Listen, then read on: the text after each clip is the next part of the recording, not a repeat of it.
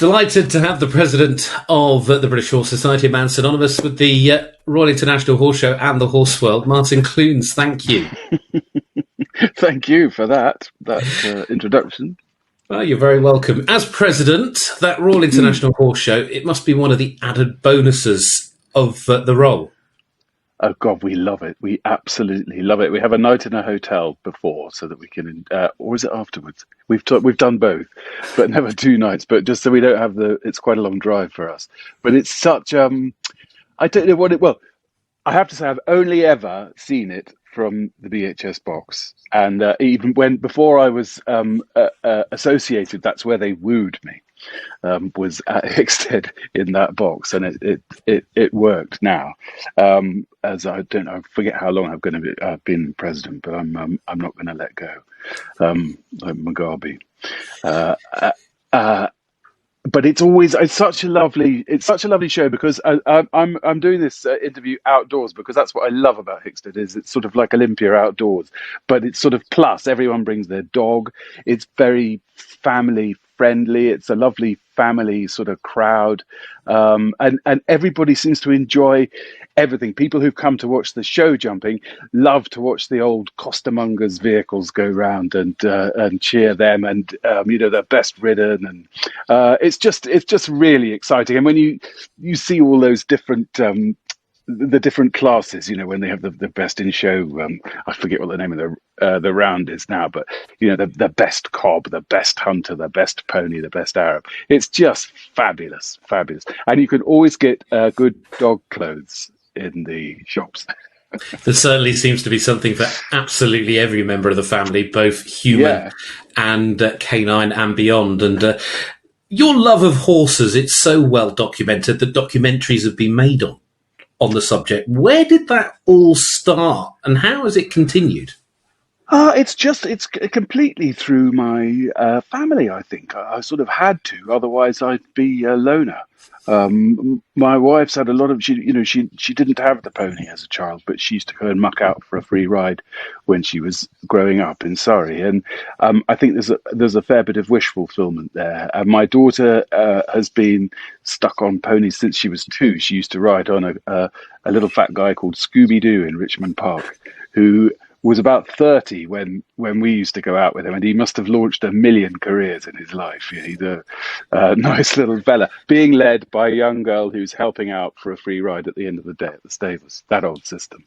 And then I had to, when I sort of decided to join in and get one, I was doing a job, a TV film in New Zealand, and there was a horse involved in that. So we had, before the filming started, my wife and daughter came out with me to visit before we started filming, and there was a meet the horse day. So obviously they came out with me to meet this horse, and we all went out together. And this was like the first sort of realization that it was something we could all do together and become a shared interest. But now they wouldn't be seen out dead with me on my cart horses. I don't know. I'm with you with that. With the large breeds. But listen, the BHS and the Hickstead, it's a partnership event, and it's got a huge amount of history. Yeah, and it's like the perfect mix. When you drive through the gate each year, what's that feeling? Oh, it's just super excitement because we know we're going to love everything that happens every day. And we have family friends who come with us every year, and it's just a big sort of festival. I keep saying family, don't I? But I sort of think it is that. And the Bunn family is so welcoming, and they've sort of always welcomed the BHS as sort of part of their extended family group. And it's just great. Love it. You get to present some of the most historic trophies in the world of equestrian sport, because the BHS, of course, the keepers of the Winston Churchill in the world of showing, and also that amazing King George V Gold Cup in the show jumping. What is it like to you personally to be able to be involved in presenting such wonderful trophies, and of course, the sport that you've witnessed beforehand? Yes, absolutely. I mean, it's a massive sort of honour, and I there's a fair amount of imposter syndrome as well as I hand it over. But Hopefully someone will get that. It's a real buzz because the King George, is it the King George or the St. George? The King St. George. George. No, the Is it the King King George. George? King George. The King George smiles down on us at the BHS award ceremony in the Sadler's Hall in the city. That's where it lives the rest of the year. And it's got an extraordinary history, hasn't it? It was buried in Italy or something. It certainly does have a lot of history that goes with it. And Yeah. when it comes to the showing, you've been involved with the judging of the showing. You know, when you have all those different champions come forward, what do you think of that particular showing class, that Winston Churchill Supreme? It's just a real treat. I love to see the other breeds, the unusual breeds that you don't usually come across in your average day, and just to see them all spiffed up and buffed and polished, and the best of every every class of horse. It's just it's a real, I don't know, there's just a sort of excellence to it as well. But again, within that warm, friendly, welcoming environment, whereas excellence is something you usually think is kind of scary and exclusive, but it's not. They're all on offer for everyone. Talking of excellence, that brings me on to the British Horse Society. They do excellent work across the whole of the equestrian industry. In your time with your love of the horses and the ponies, what are some of the best elements and initiatives that you've seen in your time as president? I think my favourite would have to be Changing Lives Through Horses, because it chimes with a couple of other charities that I'm sort of involved with in using the not necessarily the power of the ridden horse, but just the presence of the horse to help people, to bring kids who might have fallen through a net otherwise, to scoop them up and give them an opportunity. Because when horses were everywhere, when all our lives were run by horses, people who didn't necessarily have numeracy or literacy skills had a way with the horses, or had a skill there, and they had a value within society that they don't have anymore. And I think it's a real shame. But the same thing, the same gift that the horse keeps giving, is now being used, by the imaginative few to scoop up people and give them an opportunity. And then, just to add to that, a joint initiative with the RSPCA added rescue horses to that equation. So you had horses being helped by children they were helping, and the whole thing goes to, build a beautiful picture. That sounds, it's really nice. It does, doesn't it? It's really great. Yeah. I can certainly understand the immense benefits that gives both to people and to horses, of course, as well. Absolutely. Yeah. Martin, you've seen many moments over the years at the Royal International Horse Show. Is it at all possible to pick out one highlight from all of those many experiences? Without a doubt, the absolute highlight for me was one year. Tim Stockdale was in the King George Cup, and the final jump of the course was right by the BHS box.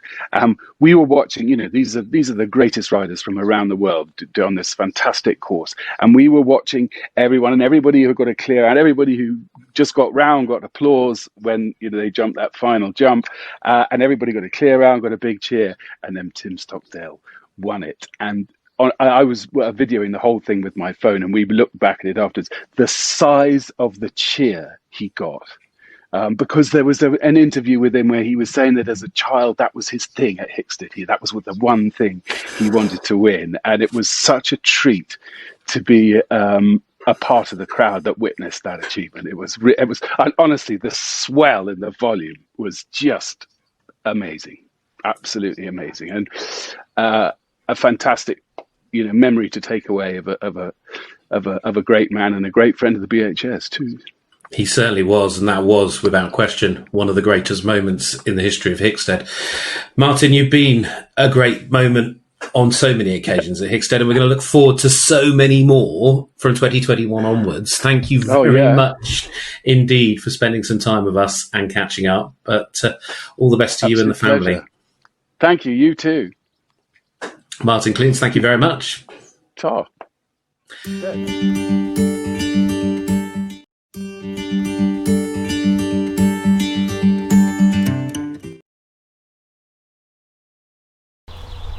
With disease prevention firmly in the spotlight due to COVID-19, a lot of the precautionary measures that we are now taking in our everyday lives can be transferred to the daily routine care of our horses to help prevent the risk of disease spread that can affect them, such as equine influenza, strangles, equine herpes virus, and diseases specific to breeding horses. The cost of a disease outbreak means that our horse's welfare is compromised, and in serious cases there is a risk of fatality. It means other horses on the yard are at risk of catching the disease. Yards may have to go into lockdown or significantly cut back on their activities until they are confirmed as being disease-free. This could take weeks or even months. There is a negative economic cost to the yard owner and, of course, veterinary bills for the horse owner.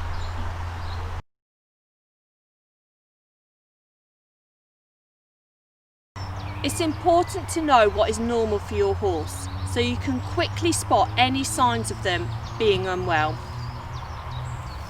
This includes knowing and recording their normal resting temperature, pulse and respiration rates. In our React Now to Beat Colic guides, there is space to record these details or include them on your horse's care plan. Every disease varies in the signs shown by the horse. However, some diseases share common signs of ill health, as shown here. Another sign for concern includes skin lesions, which could be a sign of ringworm.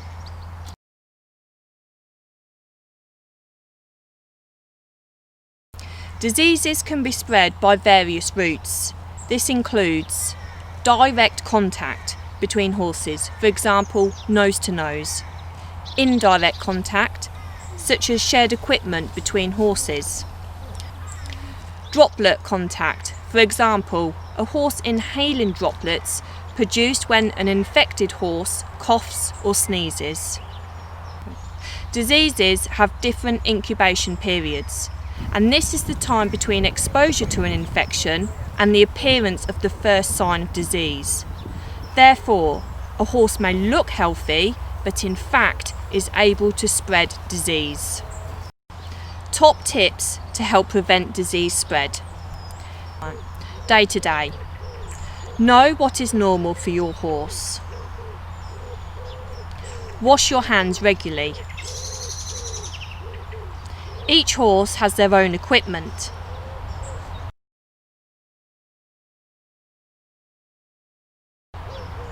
Keep your horse's vaccinations up to date, ideally tetanus and equine influenza. Visitors to the yard should be recorded in the yard diary. And pre-plan your quarantine of a new arrival and isolation procedure should a horse become ill, so you're well prepared. Here are some steps you can take when you're away from the yard. Further details are available from our website.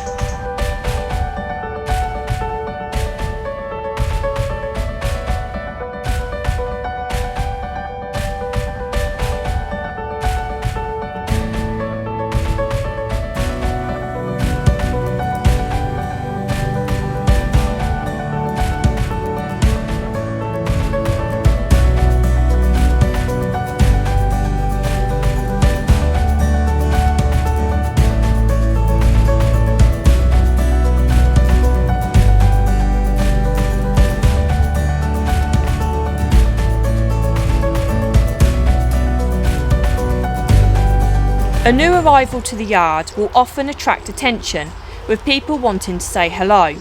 Stop! This horse could potentially be carrying a disease. It is recommended to quarantine new arrivals for a minimum of 21 days. Don't worry if you don't have separate isolation facilities. Any efforts to do something will help to decrease the risk of disease spread. Clearly designate that an area is being used to quarantine a new arrival. This could be by putting up a barrier, put up signs, separate tools and equipment, foot dip, protective overalls and gloves for the handler, and hand wash. If you don't have barriers such as this, using cones or putting tape on the floor will highlight to people that the area is restricted.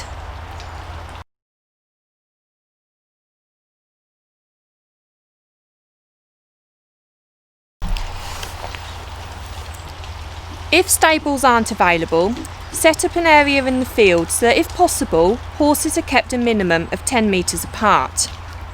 Flu can travel longer distances, so the larger the distance between the horses, the lesser the risk. Do the best you can with the facilities that you have available to you. For those with stables, this field area could be set up to allow turnout time for the horse. Always ensure that there is a separate water supply. If providing care to multiple horses, attend to this horse last. Ensure that the horse can see others so they are not completely isolated. Provide stable enrichment to help keep them occupied. Exercise of the horse is essential if no isolated turnout is available or for the welfare needs of the horse. For example, they're prone to laminitis. If exercising in an arena, ensure there are no other horses using the facility.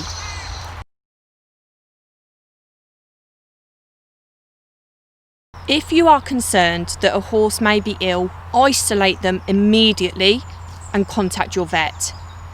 Set up a designated area as we've previously discussed. Closely monitor the horse and how much they are drinking and eating. In the event of a suspected outbreak, use the traffic light system to segregate horses into groups to help minimise the risk to other horses on the yard. Red group. Isolate suspected or confirmed clinical cases in a group away from other horses on the yard. Amber group. Isolate horses that may have had contact with suspected or confirmed cases in the past 3 weeks into an amber group. Green group. Horses that have had no known contact with suspected or confirmed cases for at least 3 weeks should be put into a green group. Isolate those horses in the red and amber groups. Although this could potentially involve a larger number of horses, it is much better to be safer than sorry. Colour coordinate their equipment so everything is kept within the relevant colour zones. Further guidance is available in our strategy to eradicate and prevent strangles, and this is available from our website. It's important that horses are not moved from the affected premises. They may be harbouring a disease, but not yet showing any signs. Work closely with your vet and ensure that no horse is moved out of isolation until they are confirmed as being completely disease-free.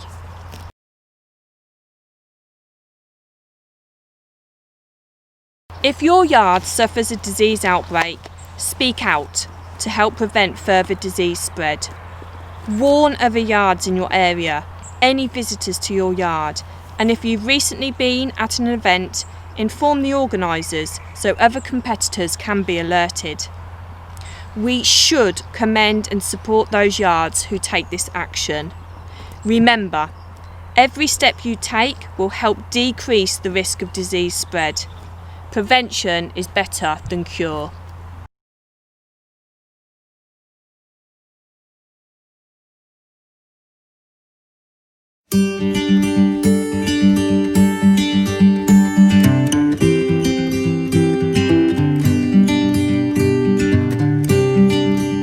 Allister, I'm going to start with yourself. Can you take us back to last year, to the Royal International Horse Show, the story of how the horse obviously came back from adversity, right the way through to what that it meant to you to be able to lift that supreme title?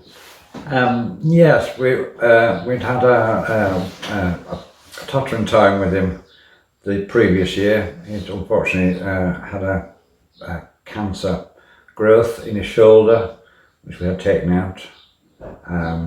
Luckily, he recovered. It took a long time, 9 months, sort of 3-4 months box rest, and then 3 or 4 months walking, and eventually he was absolutely fine.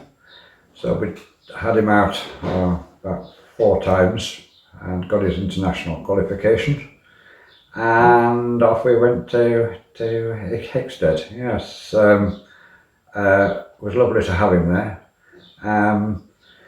It had been horrendously hot beginning of the week, and he was at home, luckily. He came down on the Saturday, because he wasn't sure until the Sunday. On the Saturday we'd had a deluge of rain, so in all fairness the weather was about perfect. A little bit wet underfoot, but that was fine. But it also meant that the lovely grass arena at the back had a little bit of give in it, and it was amazing to ride on. He gave me a great ride on the initial go round. He was pulled in top, and he gave the judge, I was more than happy, it looked really good.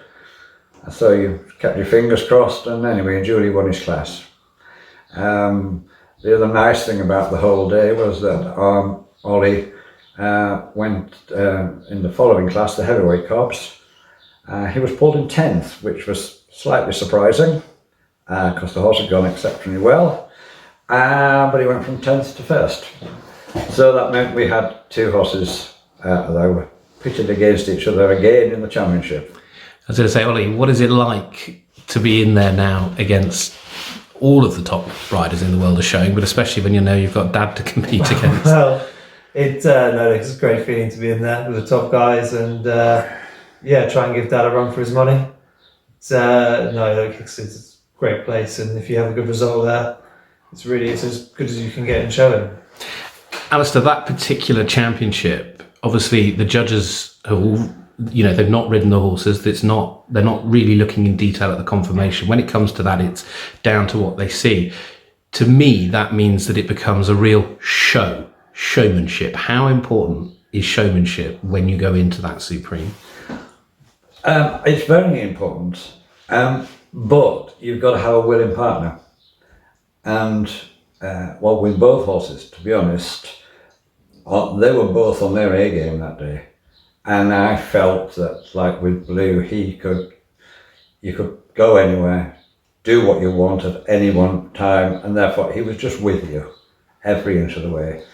And so it was a wonderful feeling. And I had a quick glance at Ollie, and I could see he was going well. And so it was lovely. It was a special, that Cobb Championship was very special.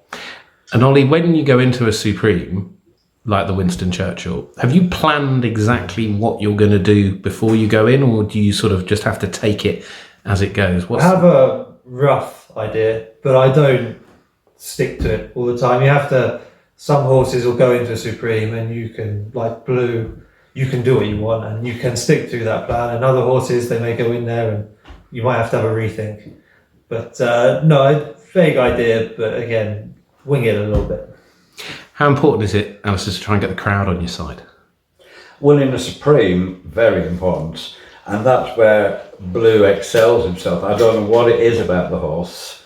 He has some aura about him that the crowd love him. And I'm not shy in encouraging them.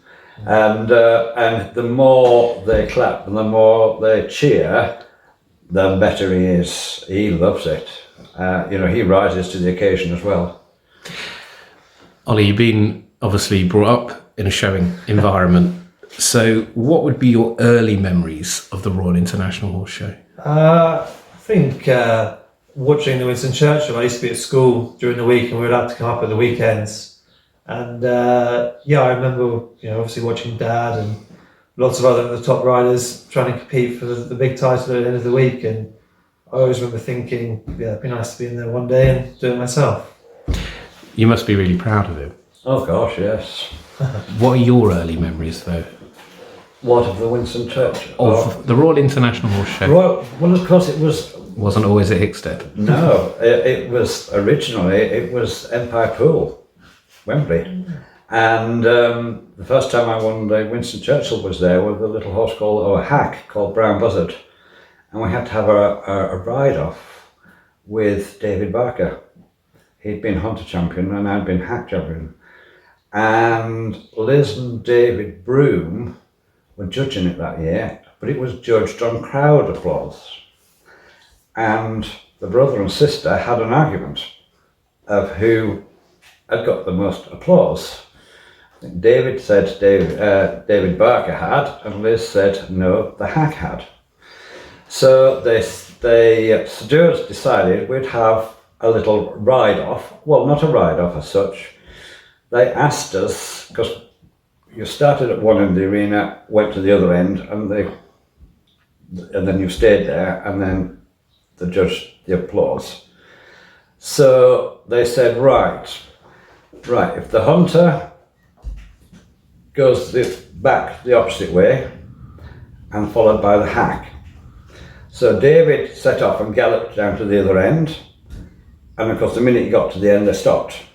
So I walked the whole way, and of course the crowd kept going. So there was no, in all fairness, it played into my hand going second, so I knew I just had to take that bit longer time. The horse had enough manners and to stay and walk, with all the carry on going on, all the applause going round him. And anyway, we won it. So that was the first time I received that extremely prestigious trophy. Oliver, how many times have you competed now in the Winston Churchill? 4 or 5. I couldn't tell you the exact number actually. What did it mean to you though when you first got that opportunity to go in? Oh, it was a big deal. It's something you always strive to do. You always want to be in there. But I think if you have a horse, whether you win it or not, just being in there is a huge achievement. And it was definitely a big moment in my career. When you drive into Hickstead for the Royal International Horse Show, I can only but imagine the thousands of miles you travel beforehand. Yeah. What is that? What are the feelings when you know the Royal? What does it give you as a show? For us, it is probably the biggest, or on par with Horse of the Year show. It's the pinnacle of the showing season. So you're going there, you're a bit nervous, you're hoping you can have a good week, and you want the horses to go well. And it's something you look forward to, definitely, and you aim for. It's not you just think about it the week before. You look forward to it from the start of the season. That is your aim, to get there and have a good show. And our second question, I'll start with you, and then we'll go on to Allister. But for both of you, there are a lot of young kids out there that are sort of really enthusiastic about the world of showing, and then they move on from ponies into horses. What advice could you try and offer them if the goal for them was to find their way to the top of showing? Try and give them one, if they said, could you give me one piece of advice? What do you think it would be you'd give them? I think be persistent. Nothing happens overnight. I was very lucky. I grew up in a showing family. Even for me, it took, I think I was in my 20s before I got to ride in the Winston Churchills.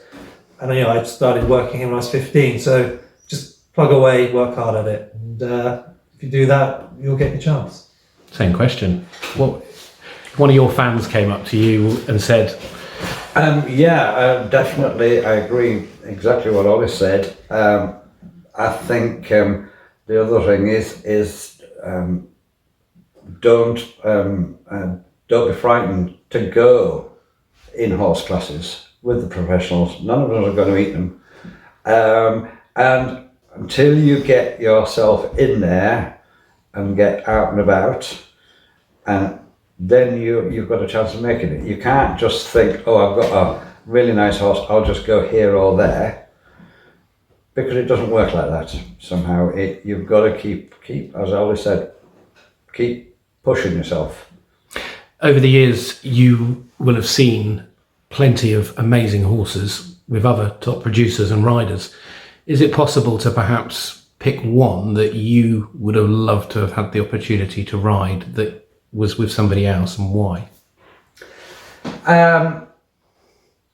Off the top of my head, one horse I always loved was a horse called the Showman, and he was a heavyweight hunter, and Bill Bryan had him. And he actually did beat me at Horse of the Year show in the Hunter Championship. I'd won the lightweights, he'd won the heavyweights. He was champion and I was reserve. And I was as pleased. You could never be disappointed, because that, to me, that was absolutely a lovely, lovely horse. There's a lot of great camaraderie from what I can see in the world of showing. It is still very competitive. Is that what it's like on the inside? Yeah, obviously, look, we all want to win. We are competitive, and we're passionate about what we do. But at the end of the day, the results are done. It's amazing how you soon all gather at the bar, have a drink, and it's good fun. Looking ahead to next year, obviously this year's been a write-off. We won't get into that. What will it mean to you when you drive back through the gates at Hickstead next year, Allister? Well, I think I'll go there with a smile on my face, thinking, oh my gosh, thank goodness it's back. And same to you, Oliver. What most excites you about the Royal International Horse Show 2021? Well, first of all, it'd be good to go anywhere and do anything, but particularly Hickstead. It's like I said, it's the highlight of the year, really. To ride in the main ring as well. If you get the chance and you get that far through to be in the main ring, there's no better feeling in showing, really.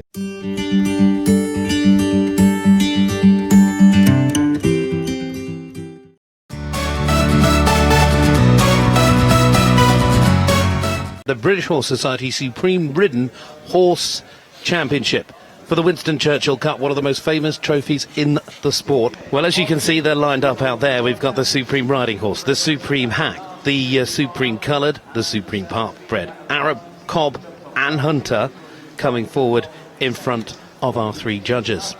And what a panel that has been put together. Anne Bricknell, fabulous history and experience in the world of horses and showing. Bob Ellis, of course, for so many years has been the leading course designer here, the man behind the courses in London 2012. And Holly Smith, one of the British team riders, rode here on the Nations Cup team last year. She rode at the World Equestrian Games last year as well. And bringing a completely different point of view from each three of them to the scorecards. And first out, it is the Supreme Riding Horse. This is Chainmail. And the rider today is Oliver Hood. Tell us a little bit about what you would be expecting from a riding horse and chainmail.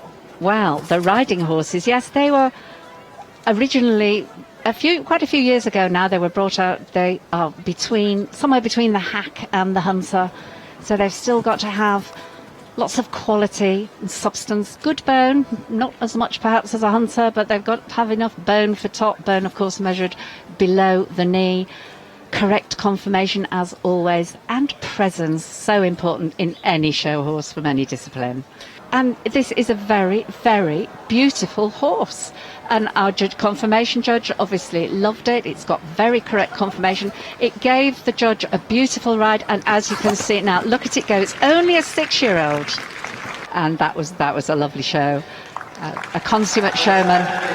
Well, off comes the hat. Now come the scores. The first score goes up, so we have a 6 there from Anne Bricknell, 7 to give us 13 there as Holly Smith scores, and another 7 as well. So with a little bit of luck, I think that's 20. Well done, good start.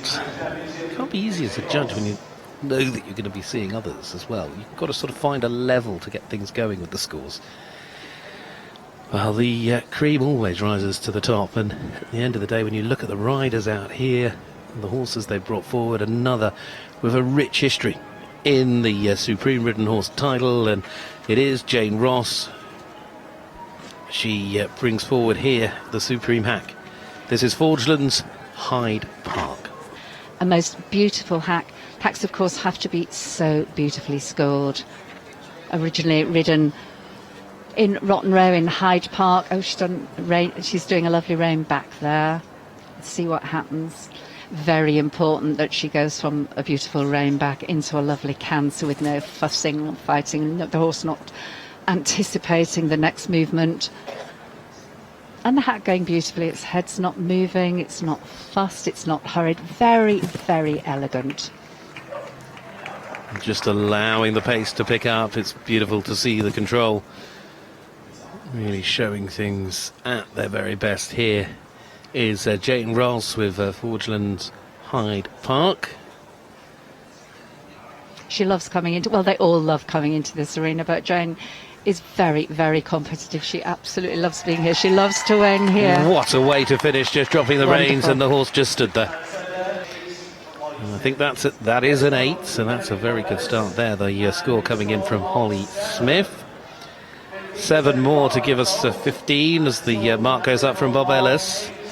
And then another 8 there, so that, I believe, is 23 for Jane Ross and Forgeland Hyde Park, and that is confirmed. It's the scintillating Sunday, and we've got now out the supreme coloured Spring Pond on the Razzle, and this is Sophia Scott. And there is the platted section, of which this is the horse, one of the horse section, the lightweight horse section, and there's also the non-platties, we call them, and they consist of the cobs, the hogged cobs, and the traditionals, which are sort of, what one would call the old gypsy ponies, but they're not anymore like that. And they're all the hairy ones, very affectionately known as the hairies. They've got hair everywhere, lots of feather, all around the coronet bands, around their hooves. And then, of course, the natives, which have less feather, and their manes are a little bit shorter. I think it's got to be 6 inches. And they will have some of our native pony blood in them, perhaps Welsh or a bit of Connemara. I think they look stunning. We've got George and Smarty at home. Absolutely love a coloured. Again, putting on a tremendous show. And it is, at this point, about showmanship. This is where the word showing really comes to the fore, because we know these are the best of the best. They're not out there riding them. They're not out there judging their conformation. They're judging them on what they look like. They're judging them on how they perform and what the style, and coming to a beautiful end there, Sophia Scott and Spring Pond on the Razzle. First mark up is a 6 there from Bob Ellis, our international course designer for so many years here at the All England Jumping Course. Next mark up from Anne Bricknell is also a 6 to give us 12 at the moment. And, can't see that one. 7 it is. So I'm hoping my maths tell me that is 19. Is the most recent of champions, because their title was only just decided but minutes before this class started. It is the Supreme Cob, it is Arcachal Blue and Allister Hood. This is a lightweight cob. The cob's split into two sections, the lightweights and the heavyweights. This is a very, very top-class cob. He was pretty ill, I think, last year. He's won a lot of championships. He was ill last year. He's come back from that to be absolutely every bit as wonderful as he was. He was champion cob actually at the Hickstead Derby meeting. Cobs, of course, originally they were supposed to be for old people. The vicar, I was always told. The vicar, yes, off he went to church on his cob, or yes, around the countryside. Not anymore, of course. Lots of very young people ride cobs, but still traditionally they should be perfectly mannered. Very short and deep, and be able to gallop. Certainly could be quick across the country when you can go like that. Look at this, Alistair's playing to the crowd, and that is exactly the Hood style of things. Here he comes again. Marvellous. He's got them going. Very clever. Clever Alistair. Oh, he's a showman and he really knows how to do this. As I said, this is so much about the word showing. It is about showing off, showing them to the best. Get the crowd behind you, because you're going to need their support, but it does again as he comes to the halt. Come down to the judges. Now he needs to top 23. The 10! The 10! From Anne Bricknell. And another one! From Holly Smith. Will it be the perfect afternoon? Bob Ellis. How could you?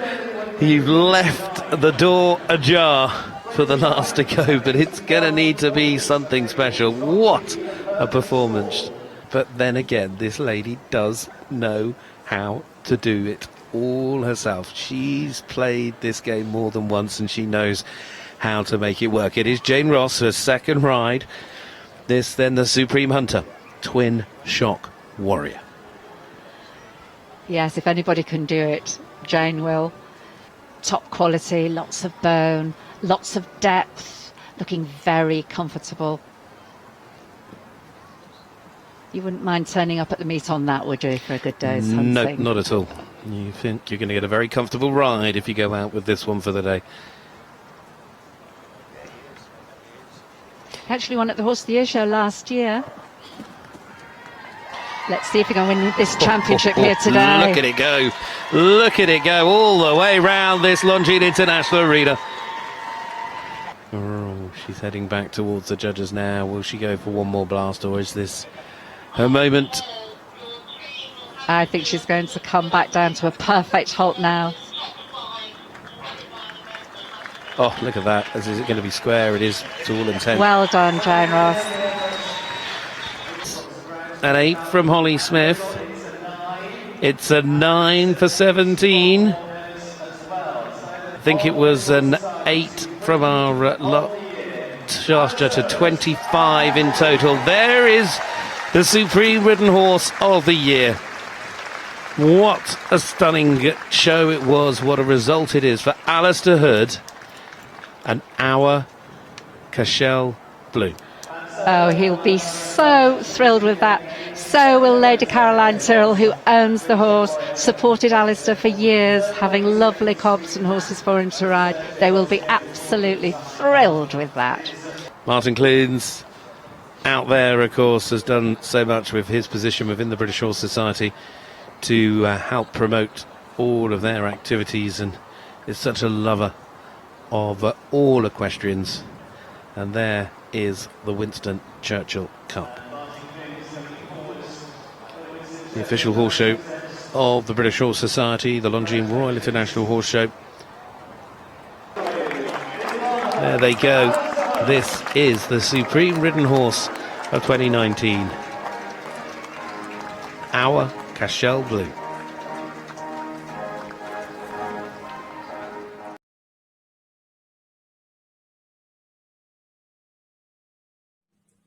The Royal International Horse Show is a really special show for the British Horse Society. As the official show of the Society, we always are so overjoyed when we get there. And in 2018, it was made even more special for us as our very own Director of Welfare, Gemma Stanford, and her mother's horse, Ben Breck of Croyler, won the Supreme Ridden Pony Championship. It was just an amazing day. And we're joined today by Gemma to tell us more about Breck's stellar career. Hi, yes, so we bought Breck as an unhandled yearling from his breeder up in right in the middle of the Highlands of Scotland, up in Newton Moor, near Kingussie. I remember my mum sent me some pictures of him, and I thought, oh, what's this? What's this she's bought? She bought two, because she actually went to look at the other one and then bought Breck as a bit of a companion. And I thought, what on earth she bought here? But do you know what? Breck, he did have the makings of a champion. He had a great frame and limbs, and I remember I spent hours with him getting him to lead, because he was very standoffish, which actually has really helped with his good manners. He's not kind of in your face, and I spent hours teaching him to lead and doing things very slowly. And I remember taking him to his first show as a 3-year-old, and he never shut up the whole time. I remember he was just like, look at me, look at me, look at me. And we started off very slowly, did a few in-hand classes with him. And I remember his first show as a 4-year-old, it was at the Three Counties Showground. He won and went champion, I think Supreme in hand, at an NPS show.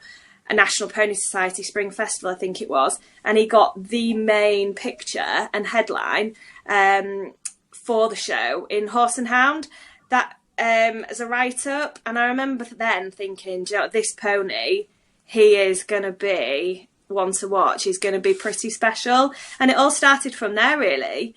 And over time, he just grew into himself. Highlands do take longer to mature, so you've got to let them mature physically and mentally. But he ended up going, he went supreme, M&M in hand at Windsor, 2 years on the trot, which is incredible. And he then it's gone champion, supreme, ridden champion, mountain and moorland pony at Windsor twice. And he went to Horse of the Year show for 6 consecutive years, best of breed at Olympia 4 times out of 4 visits, reserve supreme at Olympia twice, champion at Royal Highland, I think that was one of my favourites, and also champion under saddle at Royal Highland. So he's been a pretty special pony for us. That's absolutely amazing, Gemma. And Royal International must have been incredibly special for you. Well, do you know what? It was the one that we'd always had our eye on. So we're very lucky that we'd won Olympia before with our Bay Highland stallion, Torrin of Croyler, and we'd also won at Horse of the Year show with another one of our stallions, Tower Clyde. And whereas Royal International, it was always the one that had got away. And so we took Breck, and he won his class. And I remember it was a heat wave. We'd soaked towels in water and then sort of tried to freeze them in our tiny little horsebox fridge round his ears, just anything to try and keep him cool. It was boiling. And he partnered by his incredible jockey, a friend of ours, Matt Cooper. They went in the ring. Breck and Matt did their piece, and they won the class, which is a huge class. And then they went champion, and which again, absolutely incredible. The mountain and moorland ridden classes are super, super strong. And we then had to wait until the Sunday. And by the Sunday, it was then torrential rain. It was monsoon rain. You've never known rain like it. And he got to go into the international arena, which I think is a dream of many show riders and owners. And it was really hotly contested. You can imagine all the ridden champions from throughout the show went in for the pony section, the ponies, and they did a fab show. And then I remember there was 2 of them, him and the show pony, so like chalk and cheese, on joint marks. And you had 4 judges that held boards up, sort of like ice skating, like that. And they had him and the show pony were on joint marks, and they had to do a ride off. So out they went again, and Matt really pulled it out the bag with Breck, and water canters and one-handed, and just it was faultless. Anyway, he won, and he won the ride off, and he got called forward as Supreme Ridden Pony, and we then learned that was actually history making, and no native has ever taken that title before. So it was amazing. So yeah, definitely one to remember. It's such an achievement for you all just to get to that title. What do you think makes him such a superstar? So he's a funny pony. At home we call him the beach donkey. He's really quiet, and when we get to a show, the transformation is unreal. He just has the most incredible presence as he gets to a show and he struts around, and it's quite rare for a show horse to have quite that much presence. He really is special.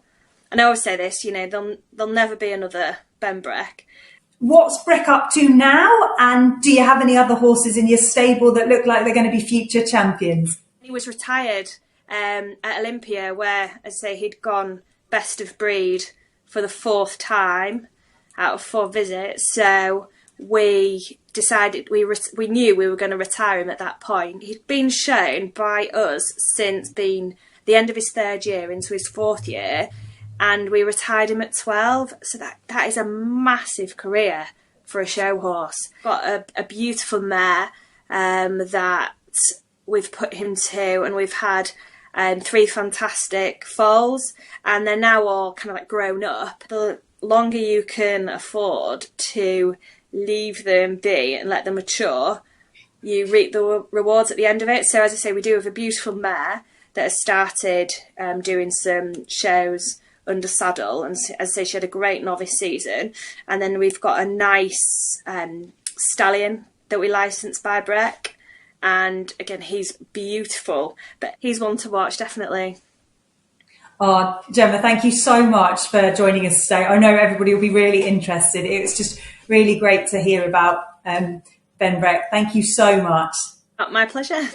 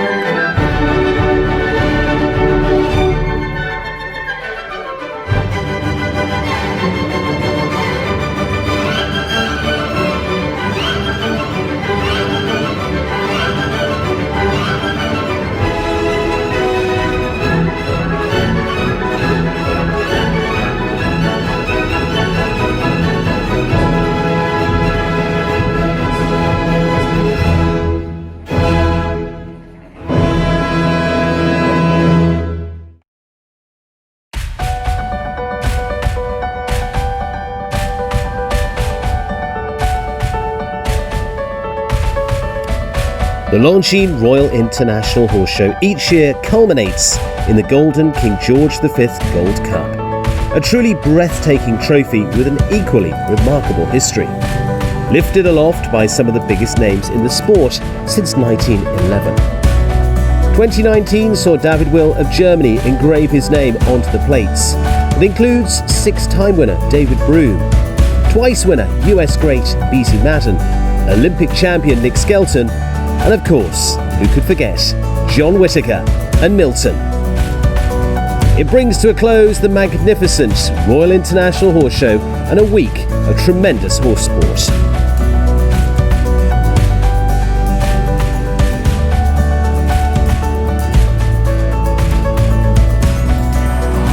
Well, it's the only trophy that I know of that has its own security guard. It's solid gold. It was commissioned in, I think, 1911 by King George V, and as you rightly say, it goes to the Grand Prix at the show.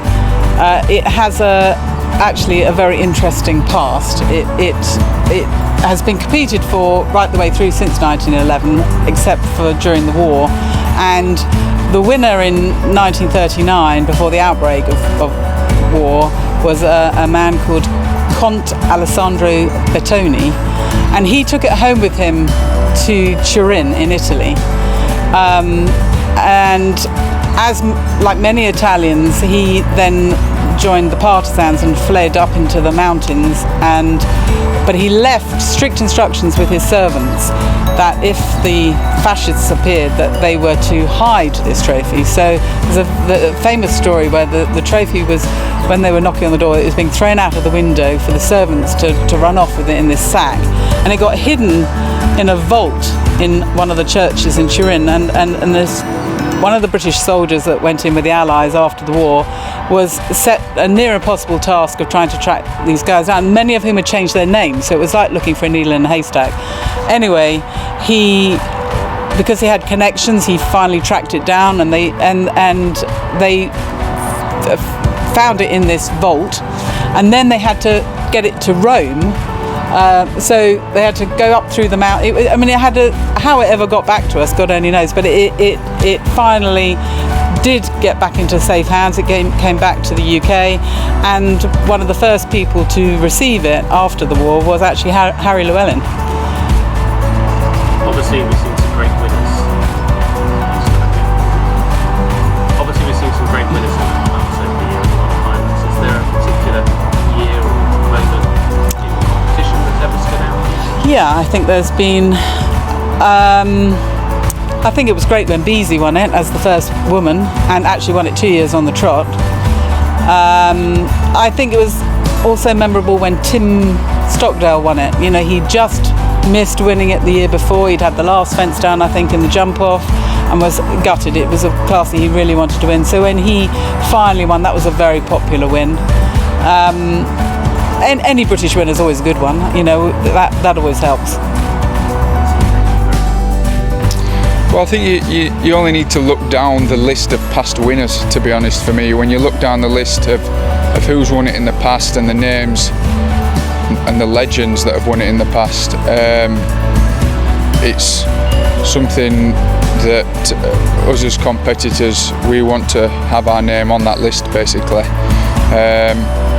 And I think it's you can tell it's the same Derby Day, and it's the same for the King George. It's one of those classes. There's just a different atmosphere on the morning. Everyone seems to be that bit more focused. There's not so much messing and joking around in the stable area. Everyone's quiet. They're really focused. The grooms are focused on what they've got to do, and you can really tell on Sunday morning that there's a big competition going to go off in the afternoon. Yeah, you feel when the best riders in the world are coming over here, you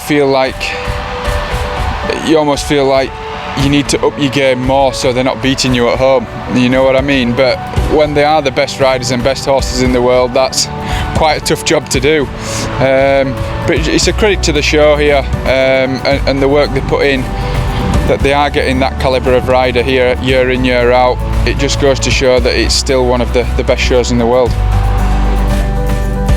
It's a massive history. Again, I go on about us watching show jumping back when we were kids as a family, and that, and you know, the King George V Gold Cup was one that we watched in Wembley and stuff, and it was. I remember we watched the video of that as kids so much. I think the video just gave up in the end. It was just non-stop, and Michael Whitaker won it with Next Didi. I'll never forget it.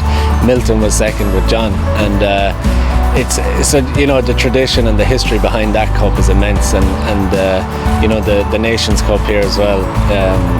To win the Nations Cup in Britain is a huge ordeal, and so to be part of it and to compete and to try and win it is that historic event isn't lost on me anyway. It's an amazing venue, actually. When I started riding, my ambition was always to ride at Hickstead, but to have a horse suitable for Hickstead. So I had to be very patient before I got my dream come true. And it was wonderful to ride in that ring and actually go round all the other rings as well. Everything that surrounds that ring about Hickstead is amazing. I think when you look at the history and, we bring the nations together. The nations all look at Hickstead as being prestigious and want to ride in that fantastic ring. And the history of the King George Cup, the Queen Elizabeth Cup, and everybody comes together to win those trophies and ride in that fabulous ring. When you see it, a weekend like this, it would be amazing. Oh, right up there with the big showgrounds, the big venues of Calgary and Aachen, and some of the wonderful Nations Cups that we go to, St Gallen. And we're very proud of Hickstead, and the riders, I constantly say, are very lucky to be part of it and have it at home, that we can